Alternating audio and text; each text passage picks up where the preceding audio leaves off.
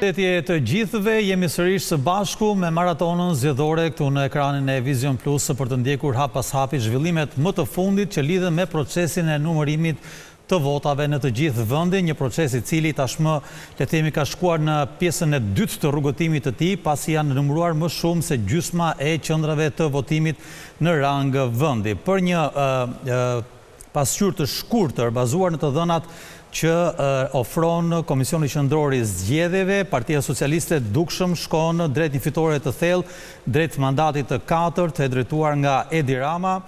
Të dhënat pra tregojnë, projekcioni është i tillë. Partia Socialiste 442.927 vota me 83 mandate. PD-ja 285.930 vota me 51 mandate. Partia Social-Demokrate 31.085 vota me 3 mandate.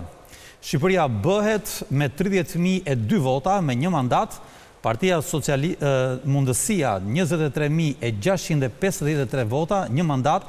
Lëvizja Bashkë 11.192 vota, 1 mandat. Koalicioni Euroatlantik 9.927 vota pa mandat. Djathtas për zhvillim 3.068 vota pa asnjë mandat.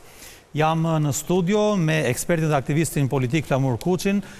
Përshëndetje Flamur, mirë se erdhë, faleminderit për pranimin tuaj këtu.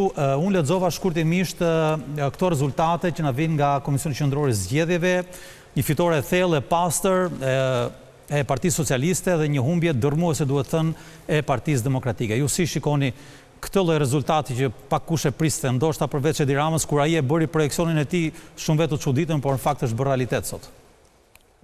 Spari lajmi i parë ishte dje, që ka një pjesëmarrje më të ulët të votuesve shqiptar, dhe lajmi i dytë është sot, që ka një thellim të fitores së krahut majt, Partisë Socialiste apo si thosh mazhorancës aktuale, e cila thellon rezultatin e saj, çka ka qenë e papritur për një pjesë mirë të opinionit është se si mund thellohet rezultati në mandatin e 4. Por kam përshtypjen unë që këto përgjigje do duhet që t'i japin dhe do duhen kërkuar në atë çfarë opozita nuk ka bërë në këto 12 vitet e fundit, më shumë se sa në atë çfarë qeveria ka bërë apo ka bërë gabim në 12 vitet e fundit. Ky është leximi i parë që ju i bëni rezultatit, ndërkohë kolegu Ermal Qori ndodhet në ambientet e Parkut Olimpik të Tiranës, aty ku zhvendosur gjithë trupa e Komisionit Qendror të Zgjedhjeve dhe po ashtu aty ku bëhet dhe numërimi i votës së diasporës. Ermal, përshëndetje, mund të na thuash shkurtimisht të dhënat më të fundit sa i takon pra numërimit të votave, të dhënat që ofron KQZ-ja dhe po ashtu edhe me interes do të ishte të mësonim edhe kush nga kandidatët është më mirë sa i takon numrit të votave që ka marrë. Përshëndetje Landi, në fakt sa i takon votës së diasporës, sigurisht që ka vjuar procesi, por një proces tepër i ngadalt, ku padyshim do të shtrihet në kohë me sa duket. Pasi ka vetëm 14.617 zarfe të hapura ose të përkthyer në vota konkrete nga 190.000 të tjera. Çka do thotë që ditët në vijim do të jenë tepër të gjata dhe të ngarkuar në raport me zbardhjen e votave në të gjithë shtetet përkatëse. Nëse flasim pikërisht deri në këtë çast, pra në këtë përqindje të vogël të llogaritur dhe të kalkuluar me votën e diasporës për secilën parti politike, sigurisht që kryeson Partia Socialiste, për të referuar konkretisht me rreth 8.147 vota, pra të ardhur nga diaspora, shkojnë për Selin Roz, ndërsa pjesa tjetër rreth 4.013 të tjera në këto 14.000 zarfe të hapur janë për subjektin Partia Demokratike dhe Aleanca. Ndërsa më pas, një tjetër, po them koalicioni i cili ka marrë një numër të konsiderueshëm votash është pikërisht koalicioni Nisma Shqipëria Bëhet me afro 1.212 vota dhe zarfe të hapura deri në këtë çast. Më pas vijohet nga Partia Mundësia, Socialdemokrate e kështu me radhë, pra disa parti të tjera të cilat kanë një numër relativisht të ulët. Megjithatë, nëse ne i referohemi dhe konkretisht pra qarqeve përkatëse, unë s'po i marr të gjitha, por të paktën 2 qarqe për të cilën kam parë edhe gjatë ditës sotme në Parkun Olimpik që janë numëruar dhe që ka patur një vot masive drejtuar Selisë Roz, ka të bëjë me qarkun e Durrësit, qarkun e Beratit, Dibra, gjithashtu, por edhe Korça. Nëse marrim vetëm pak fare kohë, pra shkurtimisht ndalemi tek qarku i Beratit për të raportuar në mënyrë konkrete se si janë shifrat në këtë qark në lidhje me votën e diasporës. Janë të paktën nga ato zarfe që janë hapur deri në këtë çast, për Partinë Demokratike, pra për koalicionin shkojnë gati 210 vota, ndërsa për Partinë Socialiste 1048 vota, pra një diferencë tepër e madhe për socialistët për nga votat e marra nga ana e diasporës. Sigurisht më pas vijohet edhe me koalicionet e tjera dhe me partitë e vogla, gjë e cila është vënë re edhe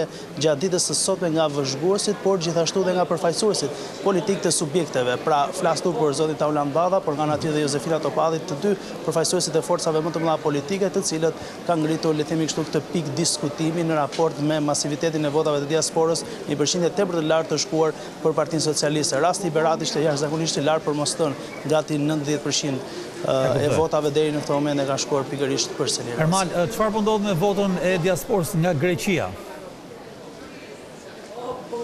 Sa i takon votës së diasporës nga Greqia, ka një pezullim të numërimit të saj, pasi pikërisht kjo votë është shoqëruar me problematika që nga fillimi i nisjes së procesit. Kujtojmë që të dyja partitë politike kanë patur kështu përplasje në distancë, por edhe gjatë diskutimeve që kanë bërë në Komisionin Qendror të Zgjedhjeve, gjatë ditës së djeshme ka qenë Partia Demokratike që kërkoi që vota e diasporës, konkretisht ajo e shtetit e Greqisë, po themi kështu, të emigrantëve shqiptar në Greqi, të diferencohej dhe të rishikohej më pas, edhe duke marrë parasysh gjithë ato problematika që janë ngritur më herët me pretendimi që Partia Demokratike ka patur një ndërhyrje gjatë gjithë këtij procesi. Kështu që nga mbrëmja e djeshme, dhe duke vijuar sot, por edhe në vijim, të gjitha votat e administruara nga Komisioni Qendror i Zgjedhjeve që kanë ardhur nga Greqia janë pikërisht vota të cilat do të shihen në një moment të dytë dhe mund të themi që janë pezulluar, por bëhet fjalë pikërisht vetëm për sa i takon shtetit grek. Pra votat e tjera do të vijojnë të numërohen normalisht dhe nuk do të pengohen përfundimisht. Është thjesht momentale për t'i dhënë një hapësirë të dytë që këtyre zarfeve të ardhura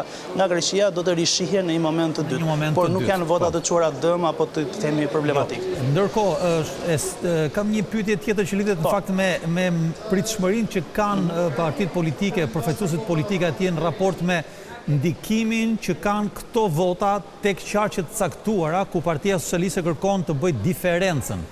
Për shembull në rastin e Lezhës, ose në rastin e Durrësit, ose në një qark tjetër, ku është thënë që vota diasporës mundet ta thellojë, pra të plotësojë numrin e dur për të marrë mandatin e shtesë, ose për të bërë përmbysjen si në rastin e Lezhës, pra për të kaluar PS-ja forcë e parë. Pra çfarë thon atje?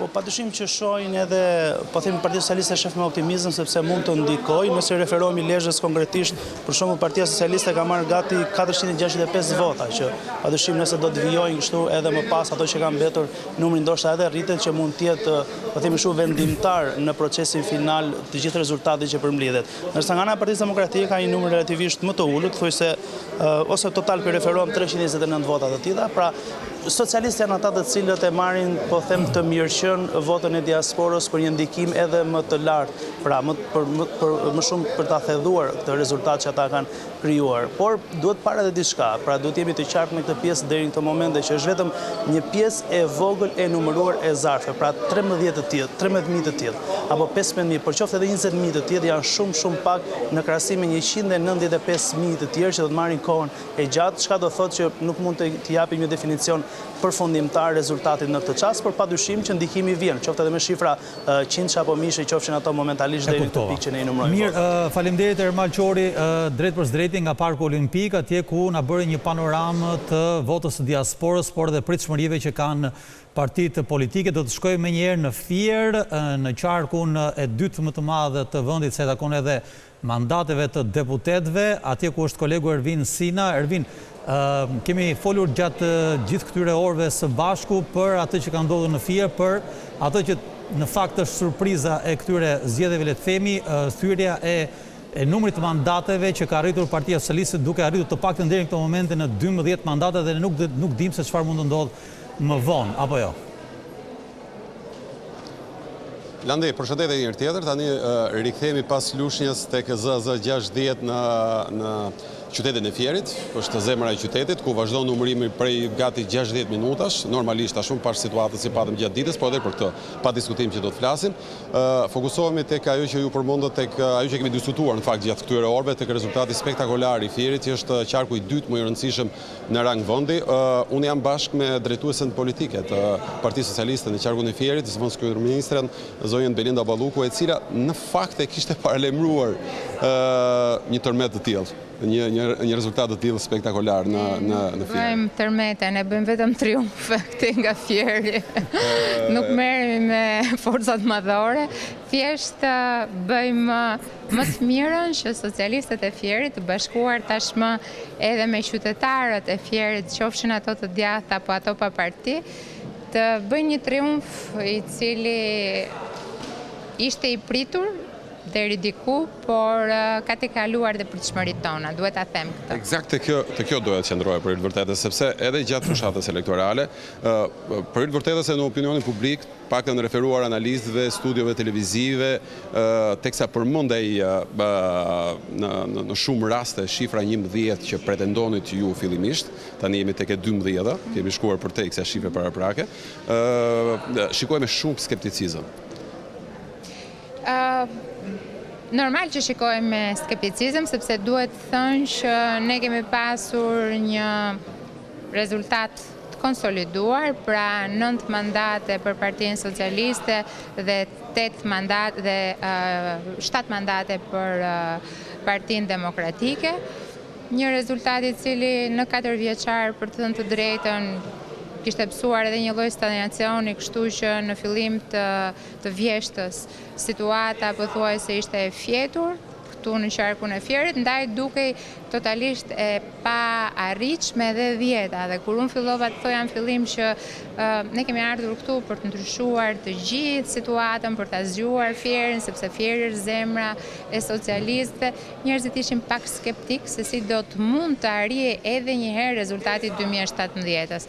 Mbaj mend argumentat që më rreshtonin, thonin që atëherë kemi qenë më shumë kanë ikur etj, ose pak kënaqësitë ndryshme që kishin edhe brenda radhëve apo edhe çështje ndryshme që krijohen me kalimin e kohës. Megjithatë, ajo që unë kam gjetur këtu në qarkun e Fierit është një mbështetje jashtëzakonshme. Njerëzit kanë dëshirë për punë, njerëzit kanë dëshirë për të bërë bashkë, njerëzit kanë dëshirë për të kaluar për 8 majtës dhe djathës, gjë që unë e kam vlerësuar shumë.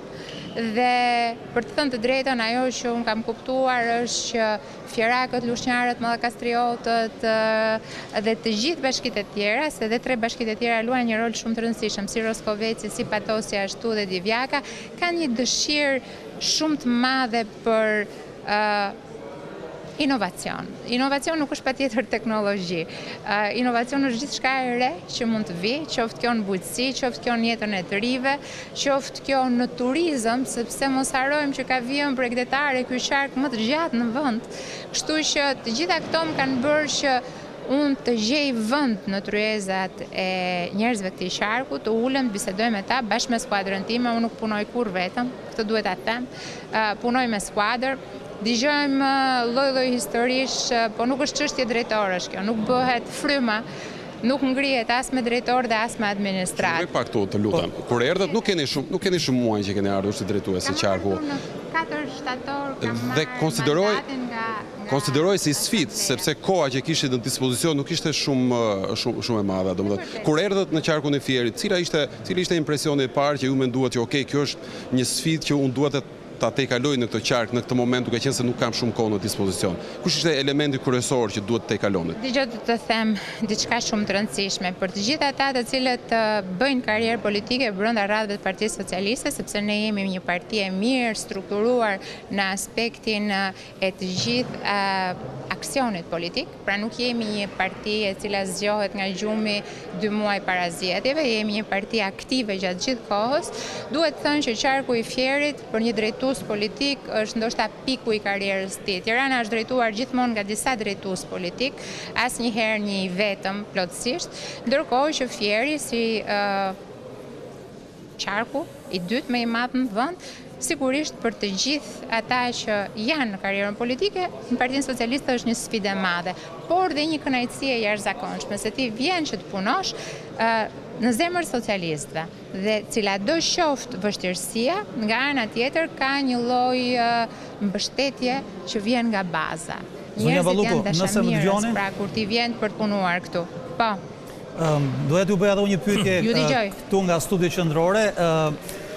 Ju këtë radhë keni realizuar një rezultat spektakular, si ku në përmendi kolegu Sina, duke marrë jo një mandat ekstra, pra jo 10, as 11, por 12. Çka do të thotë? Që keni mobilizuar një numër shumë të madh njerëzish që ju kanë besuar me votë kësaj radhe. Ju përmendët pak më herët faktin që këta njerëz janë njerëz përtej të majtës dhe të djathtës.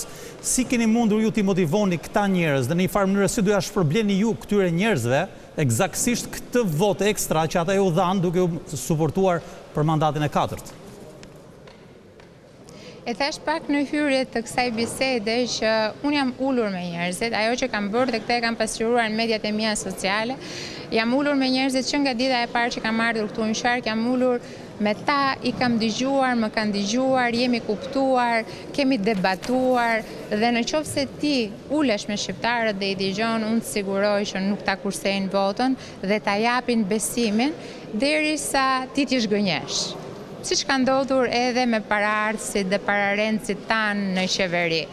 Kështu që, për të thënë të drejtën, e na flet puna dhe unë këtë e them gjithmonë. Unë nuk merrem as me përgjigjet e baltës që marrim nga mëngjesi deri në darkë, as të sqaroj se kush janë frustrimet e njërit apo tjetrit kur shpifin dhe na bëjnë pis. Punojmë, bëjmë atë që duhet, i shndrojmë premtimeve tona, programeve tona, kështu që e gjithë qarku i Fierit, unë besoj që ka krijuar këtë besim bazuar në çka ne kemi dorëzuar deri më sot. Edhe një ndërhyrje të lutem, se ne kemi qenë gjithë ditën këtu dhe realisht mediat, por edhe ne kemi pasur kohë pas koha, minut pas minute, orë pas ore kemi raportuar problematikat që kanë ardhur pikërisht nga kjo ZAZ dhe disa ZAZ të tjera, dy ZAZ të tjera të qytetit Fierit.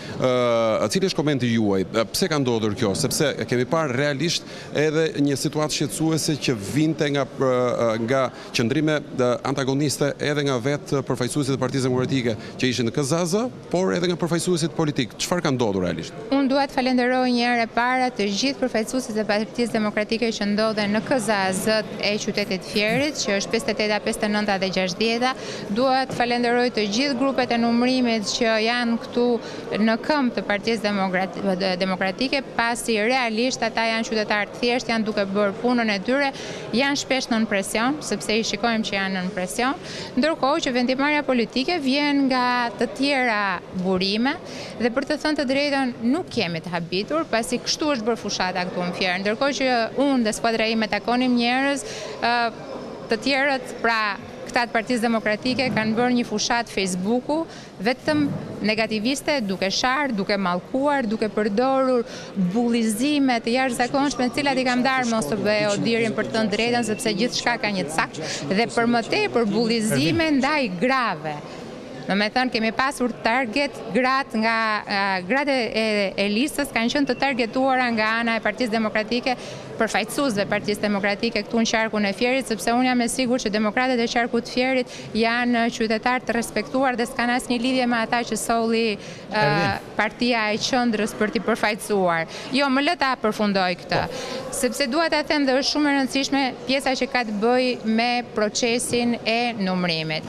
Ne sot në mëngjes jemi përballur me një vendim politik të drejtuesve të Partisë Demokratike këtu në qarkun e Fierit, dhe nuk flas për kryetarin e partisë, flas për drejtuesin politik ashtu siç jam unë këtu, i cili ka vendosur që të pezullojë të gjithë numërimin në një mënyrë banale, duke dashur të pengojë çfarë? Numërimin e kutive, të cilat tashmë janë 285 kuti të numëruara nga 587 që ka ky shark. Që do të thotë gjysma. Ju është tentativë për të prisur procesin dhe për të mos njohur rezultatin. Tentativë për të vonuar procesin, për ta zvarritur procesin, për të fituar pak kohë, ndërkohë që ky proces tashmë ka përfunduar, thjesht duhet numëruar dhe duhet përfunduar dhe kolauduar si proces me dinjitet, edhe humbjen duhet ta pranojnë me dinjitet, sepse vota e qarkut të Fierit është brenda kutive tashmë dhe këto nuk e ndryshon asgjë. Edhe po u numërua sot dhe po u numërua nesër. Ne mendojmë nga një këndvështrim tjetër dhe unë këtë e kam ndarë edhe me trupën OSB e Odirit,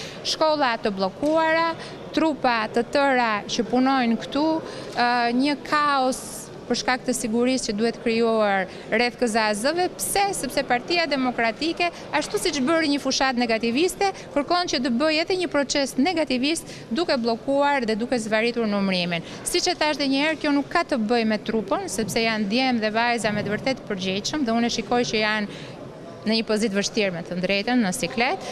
Megjithatë, ne kemi gjetur gjuhën me një pjesë prej tyre, pra 59 dhe 58 kanë operuar normalisht, tek 60 kemi zbatuar, kemi njoftuar KQZ-n, është bërë gjithë procedura nga antarët e KZAZ-s 60, është marrë konsenti i tyre dhe është proceduar me numërim me 2 subjekte, pra përfaqësuesit e Partisë Socialiste dhe përfaqësuesit e PSD-s, ashtu siç e parashikon kodi zgjedhor. Kjo e diskutuar më përpara me KQZ-n dhe janë numëruar 7 kuti. Nuk e di nëse do shfaqen tani numëruesit e PD-s, shpresoj shumë dhe i bëj thirrje që të kthehen të gjithë dhe mos e pengojnë më procesin. Ky është një proces i cili duhet përfundojë dhe zvarritja nuk shërben asgjë. Faleminderit zonja Balluku për të gjitha këto shpjegime, komente dhe saktësime që bëni drejt për zëritje nga qarku i Fierit. Ju uroj suksese, më duhet ta mbyllim linjën këtu së bashku për shkak se zoti Zeli Bashi një krau tjetër. Ju falenderoj dhe unë. Po, ka nisur dhe një konferencë shtypje, ndërkohë kemi edhe një ministër tjetër, kolegun tuaj zotin Gonxha, i cili po na pret, ndërkohë drejt për së drejti me kolegin Raimonda Lajthia. Raimonda, përshëndetje dhe zotin Gonxha nga ana ime. Mund të na thoni dhe juve se si e shikoni dhe ju gjithë procesin, domethënë mund të bëni dhe ju një bisedë me zotin Gonxha për ta treguar diçka më shumë mbi atë që ndodhi në Tiranë, specifikisht në Vorë. Zoti Gonxha, ju keni, le themi, profesioni teritorin këtu në kombinat, zonën e Vorës edhe rrethinat përreth. A mund të na bëni një përshkrim të shkurtër, le themi, të situatës, si e keni konsideruar ditën e djeshme dhe procesin e numërimit deri në këto momente që flasim? Unë jam drejtues politik për 106, nuk përfaqësoj zona kështu, po themi, por pastaj jam dhe kandidat në listën e hapur që vetë zgjedhjet si formul janë në kandidim në rang qarku. Pra, në gjitha 5 bashkitë e qarkut ne mund të punojmë ku kemi zhvilluar fushat dhe ku presim tani nga rezultatet që po vinë nga numërimi, të kuptojmë se çfarë mbështetje kemi marrë. Por fokusi kryesor ka qenë në njësinë 6, ku këtu jemi në KZAZ-n e njësisë 6, ku bëhet numërimi i votës për njësinë 6. Procesi djeshëm, numërimi sotshëm deri tani, si mund ta përkufizoni të gjithë këtë proces? Procesin vetëm nuk është një proces, themi, shumë i shkathët, është i ngadalt. Do doja që urgjentisht me KQZ-n, forcat politike, të gjeni vullnetin për të bërë një reformim të këtij sistemi që nuk është shumë operativ. Ne duhet jemi në gjendje tashmë një vend si Yni, duhet jemi në gjendje të kemi sa më shpejt rezultatin dhe edhe vota elektronike e Vorës dhe e njësisë 10 u vonua, pastaj hyn në lojë vullnetin në njëri gabuar i politikës që e penguan kot dhe atë rezultat. Në këtë aspekt nuk është se jam i kënaqur, por është një proces model nga pikpamja e integritetit. Kështu që nuk kemi asnjë problem në këtë drejtim. Këtu jemi në KZAZ-n që numëron votat e njësisë 6, ku ne kemi bërë mbi gjysmën e numërimit pra të kutive të njësisë 6 dhe ku jam shumë i gëzuar që jemi përpara dhe jemi me një përqindje e cila është edhe më e lartë se sa ajo e para 4 vjetëve pra zgjedhjeve të 2021-shit. Zoti Gonxha, kjo është betejë juaj e parë politike për deputet dhe në këto 2 qendra votimi të numëruara elektronikisht pra në Vorë dhe në njësinë 10, po veçanërisht në Vorë, keni rezultuar si më i votuari, ndërkohë që për të dyja njësitë pra votat tuaja arrin deri tek 5080. A e prisnit në këtë fazë të parë, këtë herë të parë këtë vlerësim apo këtë votë?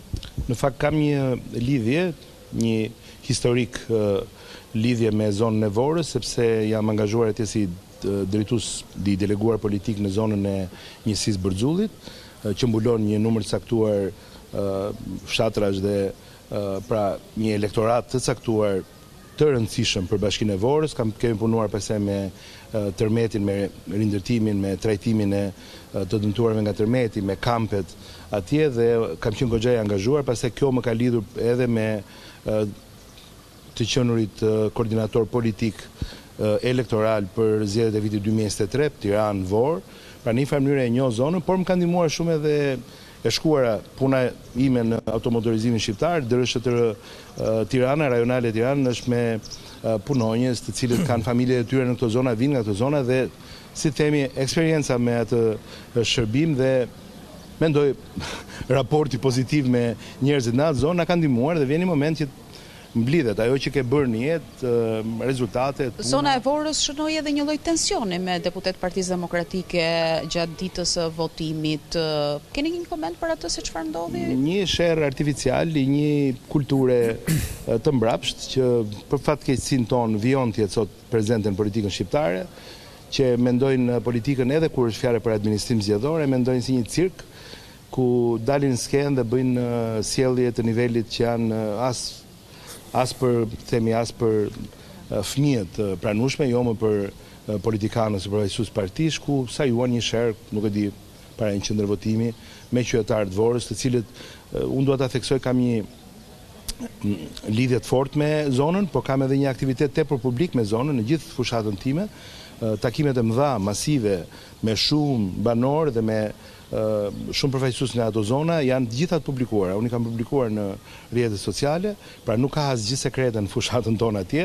Kam qenë, besoj, nga më prezente në këtë zonë, edhe për shkak se ju thash që më lidh diçka më shumë, por edhe sepse është pjesë e fushatës sonë për të bërë fushat në nivel qarku dhe kjo gjë është, si më thënë, është një gjë organike që vjen nga Vora, nuk është një gjë që vjen në mënyrë papritur. Edhe një pyetje të fundit, ju si e lexoni këtë vot pro kësaj qeverie, pro mazhorancës për të marrë mandatin e 4, sipas parashikimeve mund të themi, apo kanë kaluar për te parashikimet tendenca e deri tanishme e mandateve? Unë e shoh si një vot tepër logjike, tepër pragmatiste të elektoratit. Nuk jam duke folur në rang të gjithë vendit, po themi sidomos për kryeqytetin, edhe në një sinjaq ku jemi, po edhe në 5 bashkitë e qarku Tiranë, që njerëzit janë nga një drejtim themi të bindur që alternativa e opozitës e fragmentarizuar, me partitë cilat nuk flasin me njëra tjetrën, me kandidatë cilët janë me, si më thënë, kauza çuditshme. Njëra nga, ku di unë, partitë e vogla thotë do bëjë zgjedhje parakoshme, tjetra thotë Marksi dhe Lenini, një tjetër thotë unë jam Berlusconi. Brenda Partisë Demokratike janë rryma që ne kemi bërë fushat kësaj here dhe nuk dim kë kemi kandidat përballë, nuk dim cilat struktura janë reale. Se nuk i keni parë gjatë fushatës? Nuk ka pasur opozit në kuptimin e strukturuar të një organizimi elektoral në zona. Janë 2 opozita dhe ne e pam dhe në pamjet nga Elbasani që këta janë gati të gjuajnë njëri tjetrin edhe në fushatën e vet, në mitingun e vet. Pra ka një problem të madh me mënyrën e të bërit fushat dhe ka një mos seriozitet, ka një mungesë përgjegjësie në ushtrimin e këtij roli shumë të rëndësishëm që është roli, misioni i drejtuesve të opozitës në këtë rast në fushat. Dhe unë mendoj që është çështje serioziteti, pra çështje përgjegjësie dhe duke qenë kaq të fragmentarizuar, duke qenë kaq të pa marrur vesh me njëri tjetrin, dhe unë nuk mund t'i akuzoj se këtë e bëjnë se nuk kanë respekt për elektoratin, po mendoj ndoshta se një pjesë e madhe e tyre nuk ja kanë haberin kësaj pune dhe kjo natyrisht ka bërë dhe më të lehtë punën tonë në kuptimin elektoral. Nga ana tjetër, shqiptarët, sovrani nuk gabon kollaj, është boll i mençur, është boll me eksperiencë, ka zgjedhur kauzën më të përgjegjshme. Ne mund mos jemi njerëzit perfekt, por ne jemi njerëz të cilët përfaqësojmë mënyrën më të mirë të mundshme atë që është kauza më e përgjegjshme dhe forca më e përgjegjshme politike dhe njerëzit kuptojnë, njerëzit e dallojnë diferencën. Faleminderit dhe suksese. Faleminderit ju. Landi? Po, faleminderit Raimundo Lethia për këtë intervistë drejt për drejt me zotin Gonxhe, i cili ka shënuar një rezultat interesant, duhet thënë, në qarkun e Tiranës, specifikisht në zonën e Vorës dhe në njësinë 6. Ndërkohë zotin Cilibashi, nuk e dim nëse e kemi ndesh duke folur në konferencën për shtyp, ta dëgjojmë çfarë po thotë lidhur me procesin. I asaj çfarë ka ndodhur me zgjedhjet në Shqipëri deri në momentin që ata kanë nxjerrë këtë raportin paraprak dhe ajo çfarë për interesin e Komisionit Qendror të Zgjedhjeve të ngushtë do dua të sjell në vëmendjen tuaj është vlerësimi pozitiv për punën, performancën e Komisionit Qendror të Zgjedhjeve të zgjedhjeve, transparencën dhe veçanërisht për procesin e votimit nga jashtë, ku edhe ky mision e ka vlerësuar këtë proces shumë të mirë deri tani. Ndërkohë, për problematikat që janë evidentuar gjatë këtij procesi, meritojnë të adresohen si pra të pjesë i takon Komisioni Qendror të Zgjedhjeve, që ka fare pak të themi dhe janë çështje të karakterit teknik, por më së shumti për partitë politike dhe Kuvendin e Shqipërisë pas këtyre zgjedhjeve.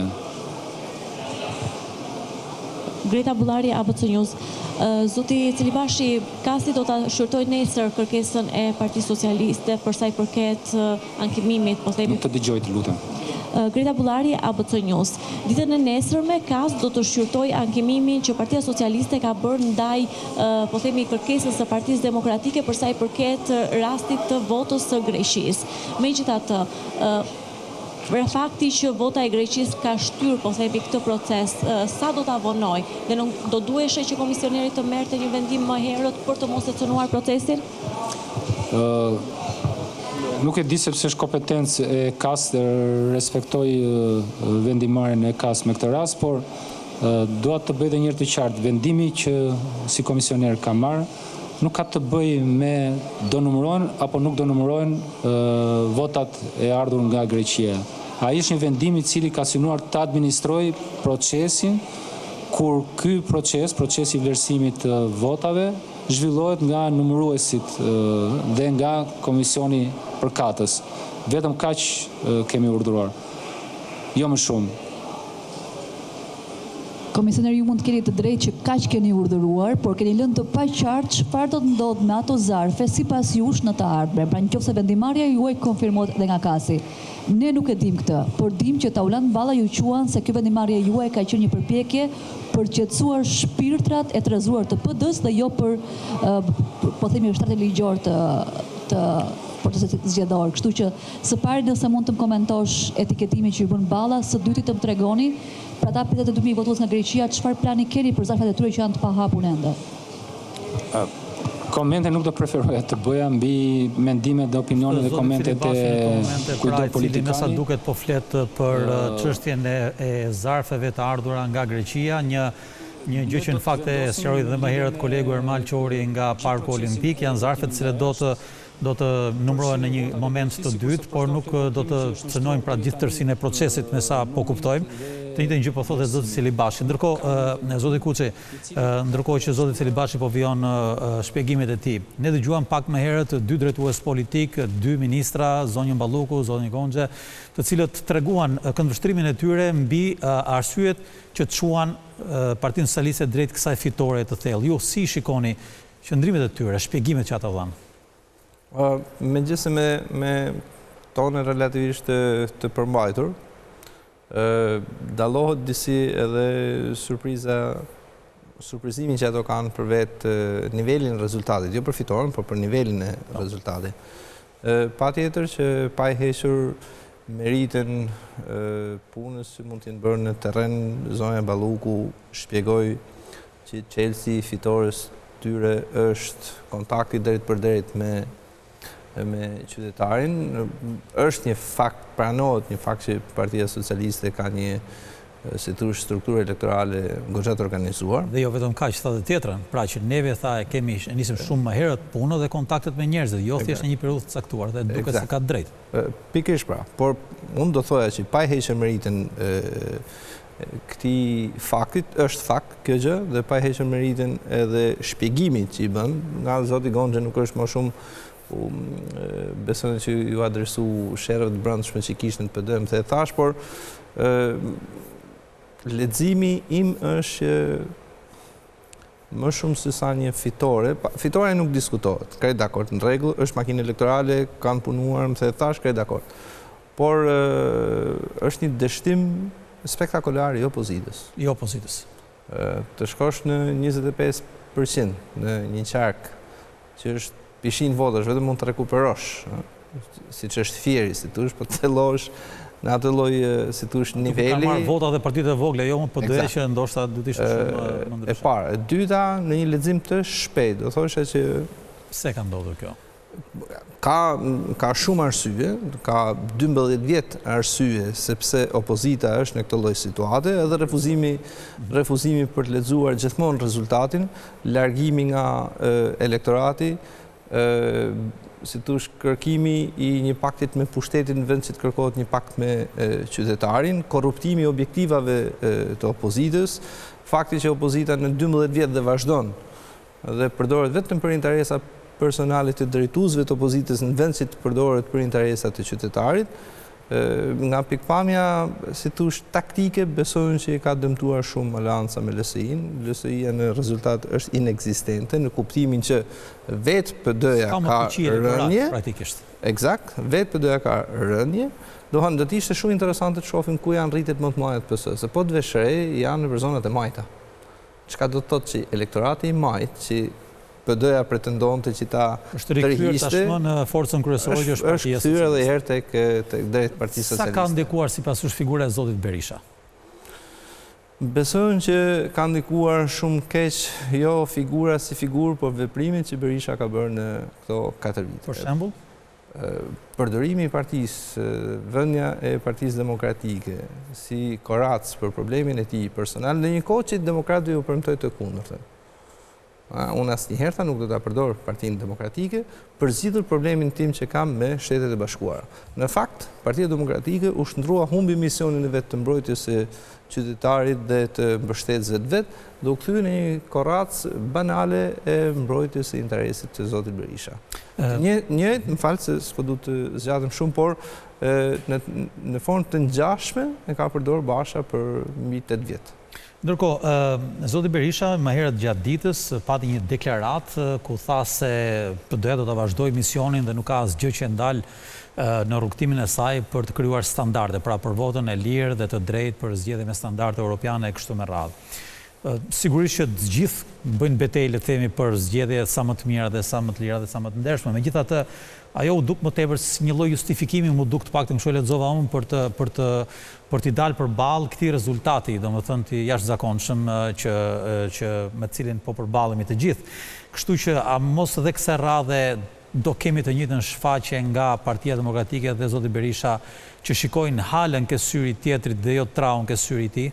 Me gjasa, po. Edhe unë e lexoj pikërisht kështu, si një tentativë për të kërkuar alibi, si një tentativë për të kërkuar justifikim, si një refuzim për shkuar tek shkaqet reale pse opozita vuan këtë që po vuan, si një, si thosh, kompleksim dhe bulizim të elektoratit të vetë PD-s për të mos kërkuar shkaqet reale të gjendjes së opozitës, por në këtë formë vetëm po bëhen çdo ditë më shumë të pabesueshëm dhe kjo po të verifikohet çdo ditë më tepër me rezultate zgjedhore, me votimet, me faktin që edhe nëse edhe elektorati shef që ti nuk je aty për të përfaqësuar elektoratin, por për të kërkuar një pakt me pushtetin për interesat e tua personale, dhe merret dhe pozicionohet.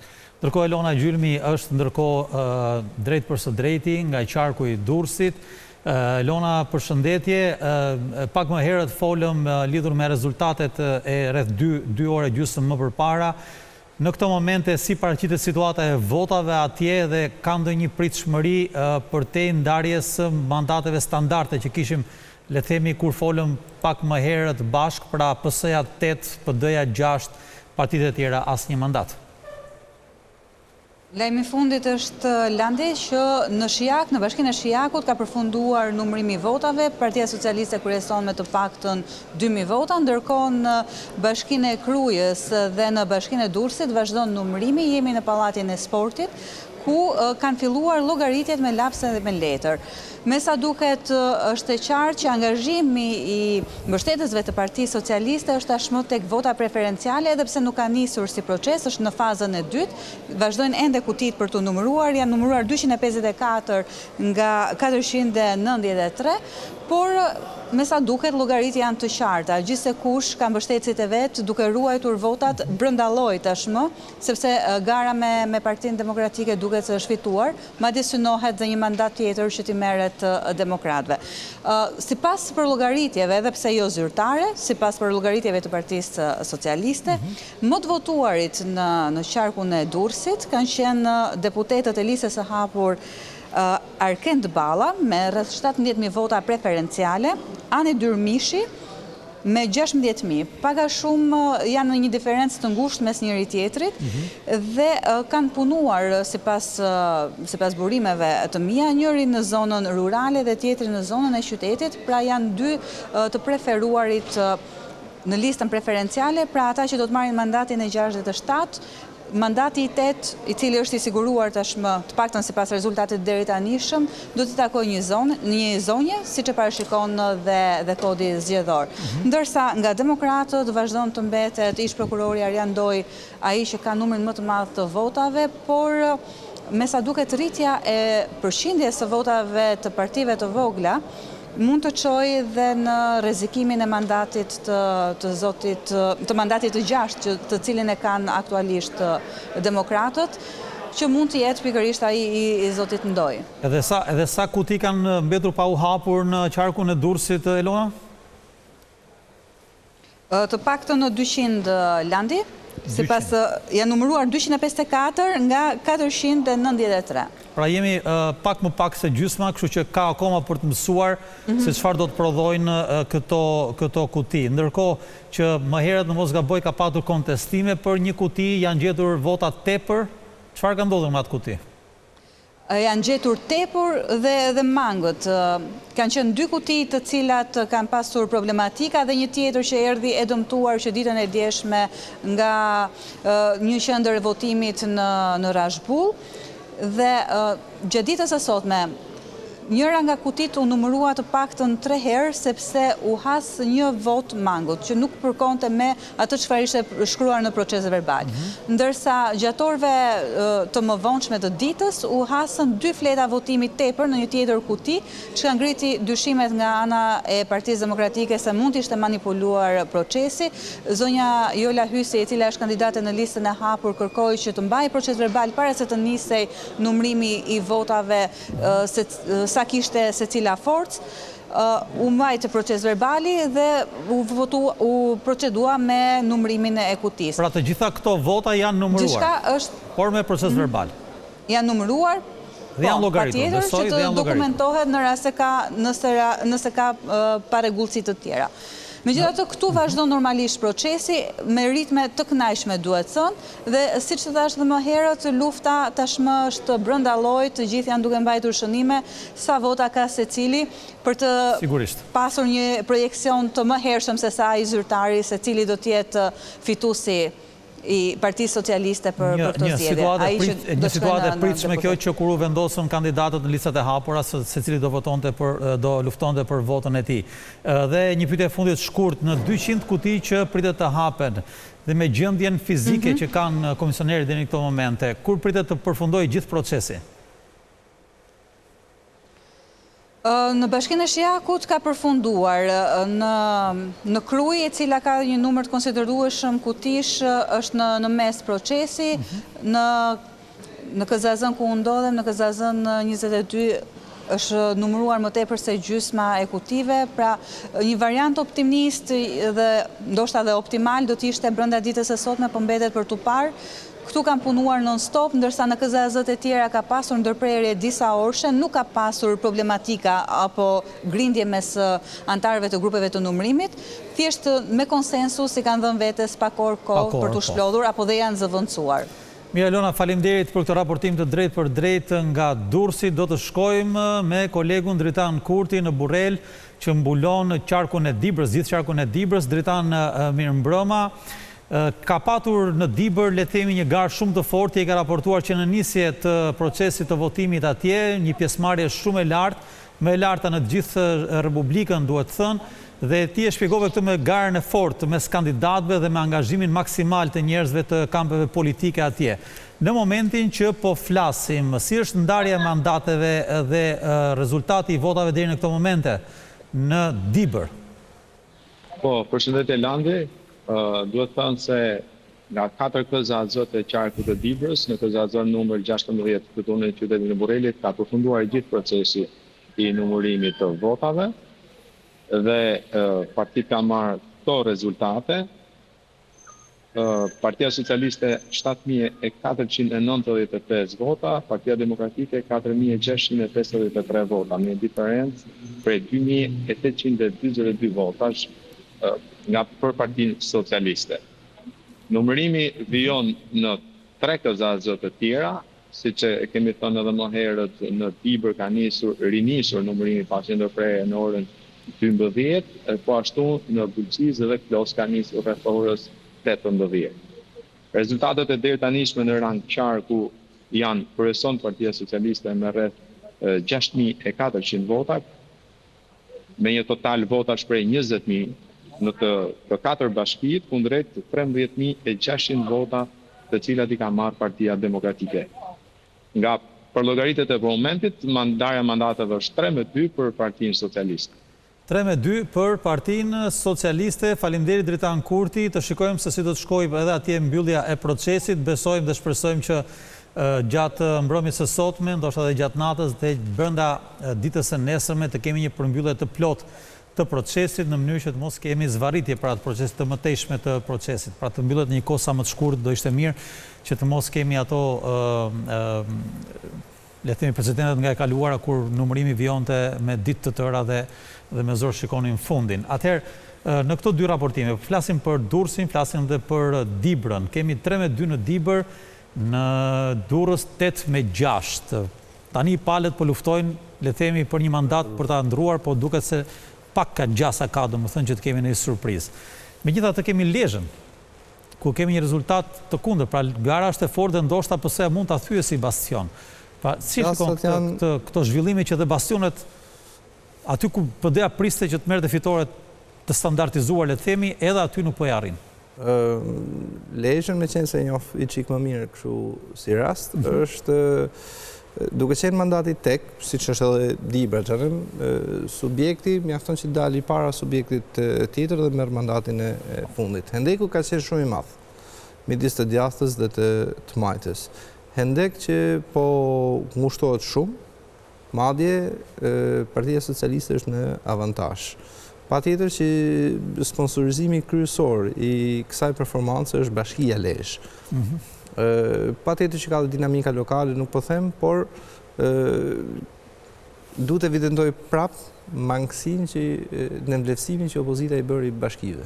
Mos të harrojmë para 8 vitesh, para 6 vitesh, ajo e abandonoi, nuk i konsideroi me shpresin që sistemi mund të shkonte në tilt, abandonoi dhe praktikisht ajo krijoi një shkputje shumë të madhe me terrenin. Bashkitë janë jo vetëm si tush një element për të matur performanca, apo element administrativ, po është një kontakt shumë i mirë me terrenin. Dhe ato do të ishin si tush kapja pas bashkive dhe lufta për të marrë bashkit, do të ishte një nga arsyet kryesore të përfaqësimit opozitar. Në fakt, Partia Demokratike i abandonoi para 6 vitesh dhe e pat për shkak të performancës së vet dobët, pat një rezultat katastrofik edhe para një viti. Nga kjo pikpamje, ky është aset për Partinë Socialiste. Pastaj në ato bashki që ti performon, sponsorizohet një rezultat i mirë edhe në zgjedhjet e përgjithshme. Patjetër që në ato bashki që kanë, si tush, jo performancë mirë, të bëhen barë në zgjedhjet e përgjithshme. Por qarta si rasti Lezhës është i pari, ku një performancë e bashkisë ka sponsorizuar një rritje goxha galopante, e cila ka mushën në një farë mënyrë të pishinën edhe duke kompensuar diçka për mirëditën dhe për Laçin. E kuptova. Le të ndjekim tani një kronik që bën fjalë për qëndrimin e misionit ndërkombëtar të vëzhgimit të zgjedhjeve të OSBE Odirit dhënë më herët gjatë ditës. Ta ndjekim edhe kthehemi në studio.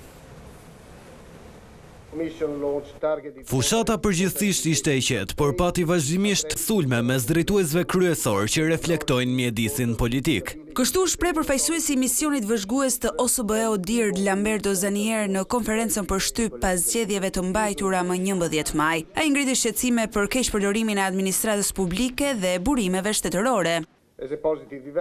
Kemi dëgjuar vazhdimisht shqetësime për presion të nënpunësve dhe përdorim të burimeve që u pa edhe nga vëzhguesit në shumë raste, apo falja e gjobave. Këto praktika i dhan një avantazh të pa drejt partisë në pushtet, duke çuar në kushte të pabarabarta garimi. Kemi marrë disa shqetësime për disa shkelje. Zanier përmendi gjithashtu incidentet gjatë votimit. Pati një numër incidentesh intimidimi të vëzhguesit të partive dhe pretendime për shitblerje vote. Aksesueshmëria për personat me aftësi të kufizuara mbetet problem. Transmetimi të dhënave dhe rezultateve u anulua dhe pati vonesa në dërgimin e votave nga jashtë. Zyra e OSBE do të vazhdojë deri në 22 maj për të ndjekur dhe procesin e apelimeve dhe ankimimeve. Raporti përfundimtar do të publikohet pas disa muajsh.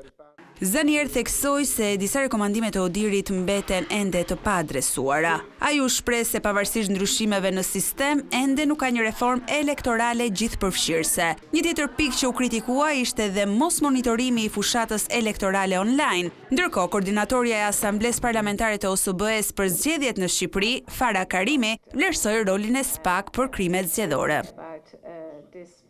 Këto ishin qëndrimet e emisionit vëzhgues të OSBE Odirit, le themi kritika që kemi dëgjuar dhe më herët, sigurisht që ngelet detyrë për klasën politike që të zbatoj rekomandimet e bëra nga vëzhguesit ndërkombëtar të Odirit për procesin zgjedhor.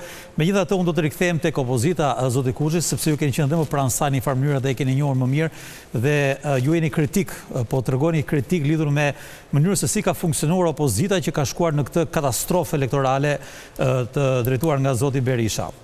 Çfarë duhet të ndodhë me opozitën që sipas jush të ketë, le themi, një ringritje ose një shfaqje tjetër, domethënë, dhe të dalë nga kjo lloj humnere? Një orientim që të thotë gratë ndryshe nga orientimi i sotshëm. Para, shkputja e problemeve personale me objektivat që duhet kenë dhe me nevojën që ka opozita për të përfaqësuar njerëzit, sepse ai duhet të jenë roli i tij, jo për të përfaqësuar drejtuesin, por për përfaqësuar njerëzit. Kur thoni këtë, thoni që ai duhet të largohet? Në fund ditës le ta themi pak më shqeto, domethënë drejtuesi ka një fushat, e drejton partinë në fushat, nuk fiton, humbet. Nuk kam ndonjë kompleks për të thënë që Partia Demokratike duhet të çlirohet nga Berisha, por nuk mjafton kaq. Partia Demokratike duhet të çlirohet komplet nga kasta e saj. Nga kasta që sundon, nga kasta që nuk e drejton Partinë Demokratike drejt asaj çfarë duhet bëjë, që është roli i përfaqësimit, por e drejton drejt nevojave të veta personale. Pra këtu e mbyllim edhe bisedën. Faleminderit zoti Kuçi për komentet tuaja lidhur me zhvillimet e procesit elektoral, procesit të numërimit dhe të rezultateve paraprake. Faleminderit që keni qenë me ne deri në këtë momente në këtë maraton zgjedhore. Miru takofshim.